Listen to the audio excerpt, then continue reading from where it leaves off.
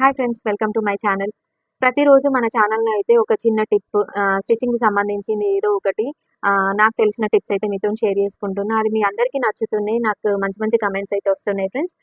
So, దానికి మీ అందరికీ thanks. ఇవాళ మాత్రం మనం స్టిచ్చింగ్‌కి సంబంధించింది కాకుండా మన టైలర్స్ ఫేస్ చేసే ప్రాబ్లమ్ మిషన్ కుడితే దానివల్ల వచ్చే సైడ్ ఎఫెక్ట్స్ వీటిని ఎట్లా అంటే ట్యాకిల్ చేసుకోవాలి అనేసి చెప్పబోతున్నా.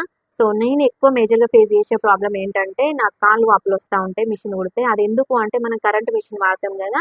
సో, అలాంటప్పుడు మనం డే అంతా కూర్చొనే ఉంటాం. వాటర్ సరిగ్గా తీసుకోము. ఇట్లాంటప్పుడు ఏమైతదంటే, మన వాటర్ అంతా కాళ్ళ దగ్గరకొచ్చేసి ఆగిపోతది. బ్లడ్ సర్క్యులేషన్ అని ఆగిపోతది.